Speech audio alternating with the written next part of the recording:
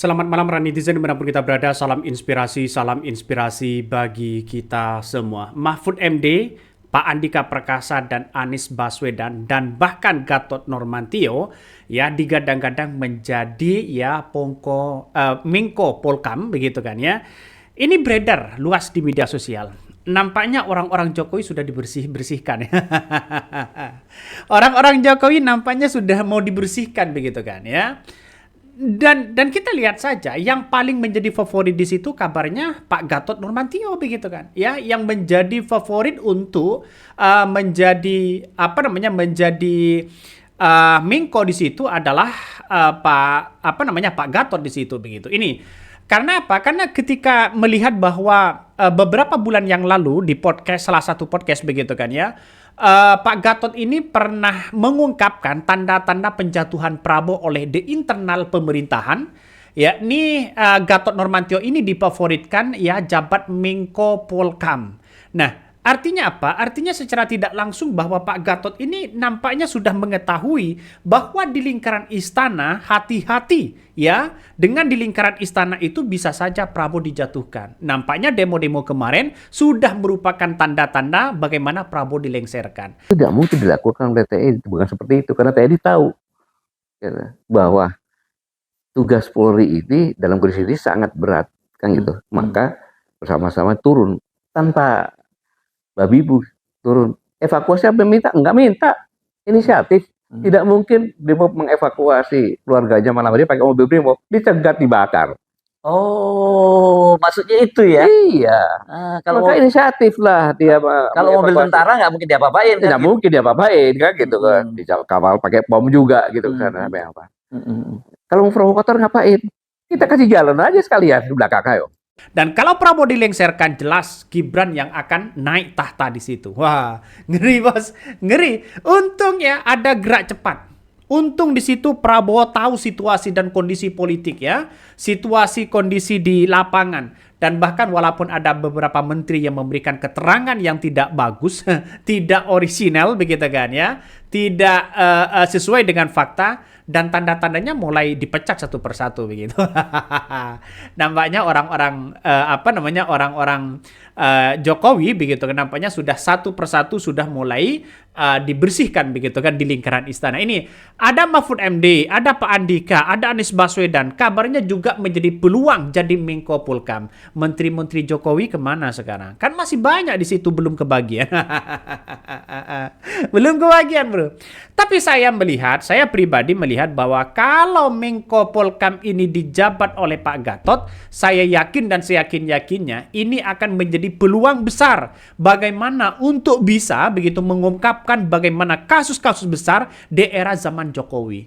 Kenapa? Karena Gatot itu pernah menjadi dendal di era di era Jokowi, pasti tahu gerak-geriknya bagaimana begitu kan ya. Jadi saya melihat bahwa dengan peluang Pak Gatot ini bisa saja begitu kan, bisa saja sebagai pengganti dari yang lain. Tapi kita lihat saja Pak Gatot ini kan kemarin di Pilpres 2029 dukung siapa begitu kan. Ini menarik, Pak Gatot Nurmantio masuk bursa calon Menko Polkam, untungkan Prabowo karena bermasalah dengan Jokowi. Banyak muncul narasi-narasi itu di berbagai media sosial. Kalau teman-teman setuju ya apa yang kemudian dilakukan Prabowo begitu memilih Gatot ini, coba klik di kolom komentar. Cocok nggak ya menjadi Menteri Polkam di situ begitu? Jika benar Pak Gatot Nurmantio menjabat Menko Polhukam ya atau Menko Polkam itu begitu kan, maka peta politik mengalami perubahan yang signifikan, terutama dengan loyalis dari Mulyono begitu kan ya. Gatot Nurmantio ini kabarnya menjadi favorit atau bursa calon Menko Polkam ya, dan bahkan banyak mengatakan bahwa menguntungkan sekali dibandingkan dengan orang-orang bermasalah di era zaman Jokowi begitu kan ya, kalau menjadi Polkam di situ. Mau tidak mau kita lihat saja begitu mengambil dari tokoh oposisi begitu kan sebagai masuk di kabinet itu untuk menjaga bagaimana netralitas dan stabilitas politik Prabowo hari ini untuk menentukan arahnya. Coba di lingkaran istana kemarin, siapa yang mendukung Prabowo terhadap demonstran begitu kan? Bahwa di kondisi di lapangan, nampaknya pemerintah seolah-olah biasa-biasa aja menanggapi itu.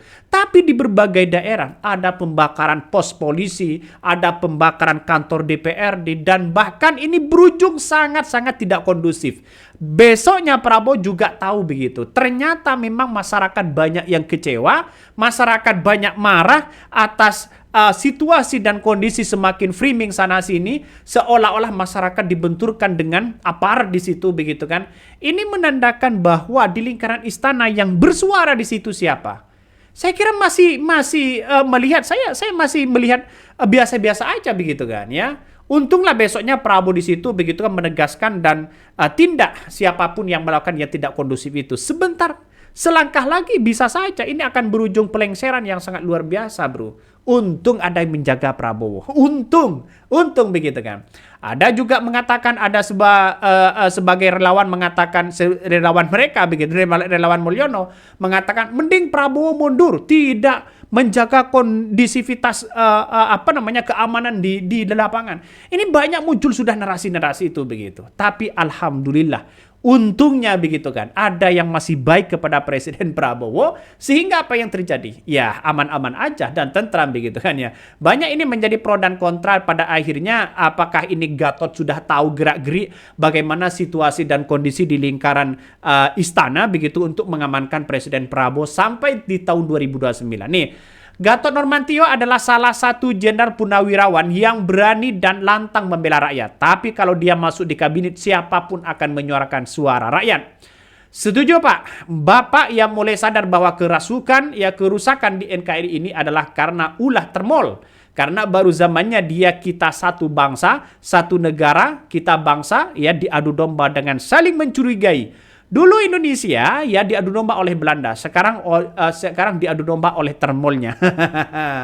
Siap-siap Pak Prabowo, suatu saat posisi Bapak diambil alih karena ambisi orang ini. Ya kita itu tidak bisa begitu kan. Kalau misalnya Pak Gatot mau ngambil alih, saya kira tidak mungkin. Ada prosedur-prosedur tertentu begitu.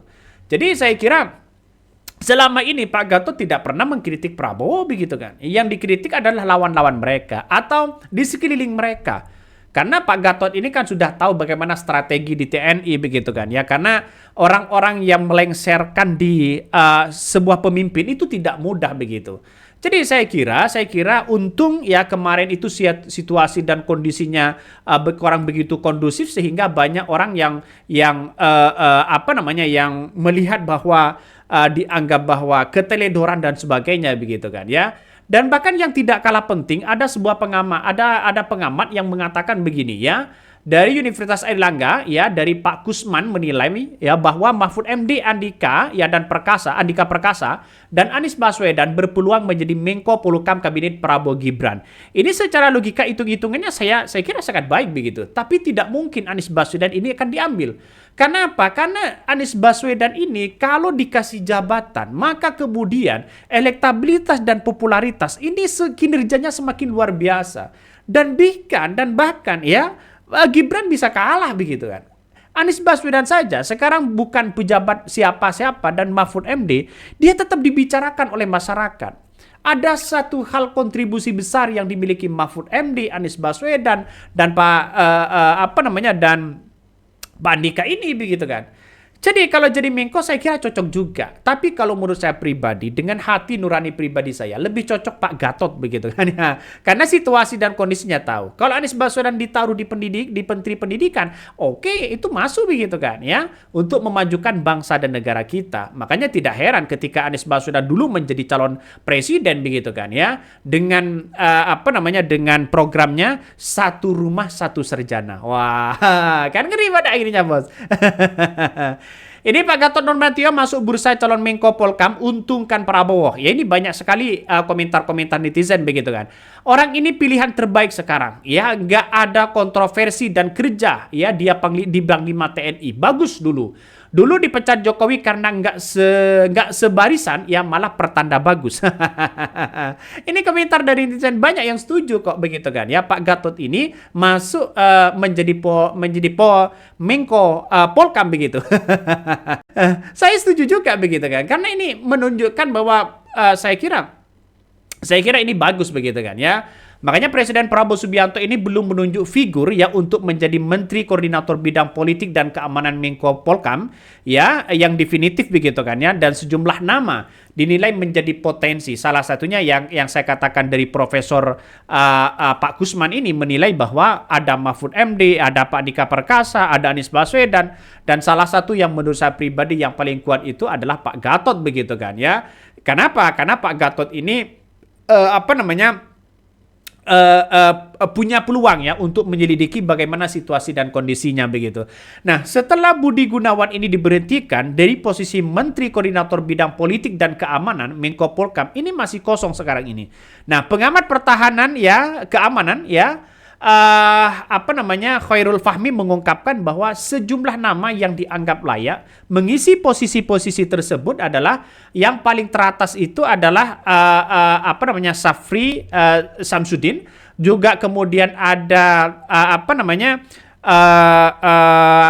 Pak Gatot begitu kan, yang kemudian bisa begitu untuk menunjukkan bahwa soal situasi dan kondisi di lapangan, soal keamanan dan sebagainya. Saya kira ini pengalaman Pak Gatot mungkin lebih lebih bagus begitu kan ya. Ketika melihat dengan situasi ini, saya lebih cocok ke Pak Gatot begitu kan ya, untuk diberikan kesempatan untuk menjadi Menko di situ. Tapi mau nggak begitu kan ya? Paling tidak persyaratannya adalah mungkin bersihkan orang-orang termol di lingkaran istana itu. Mungkin salah satunya di situ begitu kan ya. Nah, ketika mantan Panglima Jenderal Purnawirawan Gatot Nurmantio ini dikabarkan masuk dalam bursa calon Menteri Koordinator Politik dan Keamanan atau Menko Polkam, Gatot ini disebut-sebut akan menduduki jabatan yang ditinggalkan oleh Budi Gunawan, yakni yang direshuffle begitu kan ya oleh Presiden Prabowo Subianto. Nah, banyak yang kemudian mengatakan ya, dari beberapa pengamat menilai bahwa masuknya nama Gatot ini dalam bursa calon Menko Polkam yang merupakan hal yang sah saja. Apalagi begitu kan, hubungan Prabowo dengan Pak Gatot selama ini bagus begitu, tidak ada masalah, tidak ada kontroversi. Saat Pilpres kemarin ya Pak Gatot senyap begitu kan. Pak Gatot senyap memberikan narasi-narasi yang baik. Artinya secara tidak langsung ini kan bukan tidak ada masalah dengan Presiden Prabowo begitu kan ya. Hubungan dengan Presiden Pak SBY, mantan Presiden Pak SBY juga baik-baik aja begitu. Kecuali dengan Pak Jokowi begitu. Kritik keras dengan Pak Jokowi. Ya inilah politik begitu kan. Makanya tidak heran ketika Pak Gatot ini digaungkan untuk menjadi salah satu calon terkuat di situ begitu kan ya, untuk menunjukkan bagaimana pengamanan demonstrasi kemarin begitu. Saya kira ini agak lemah begitu. Wajar kalau Budi Gunawan dipecat di situ, nampaknya bagaimana situasi keamanan nampaknya masih belum melihat begitu Prabowo di situ, sehingga Prabowo seolah-olah disalahkan oleh beberapa orang begitu kan ya, dianggap tidak bisa mengamankan itu. Tapi saya rasa Pak Gatot ini kan sudah berpengalaman dalam dunia ya keamanan ya, menjadi jenderal di situ begitu. Saya kira ini cocok sangat cocok begitu kan ya. Ya nggak tahu lagi, semuanya itu hak prerogatif dari seorang presiden. Kalau Presiden Prabowo masih hitung-hitungan masalah koalisi, ya nggak tahu lagi milih yang mana begitu. Jangan terlalu banyak orang-orang Prabowo di istana, dan juga ya jangan banyak orang-orang termol di istana. Mending ambil di oposisi saja sebagai tokoh penguat dan peimbang ya, dan keseimbangan bagaimana di masyarakat. Saya kira ini bagus begitu dibandingkan dengan orang-orang itu aja begitu kan ya. Oke, mungkin itu yang kami sampaikan. Tonton terus di channel Hodari Podcast Rakyat ini, jangan lupa di subscribe.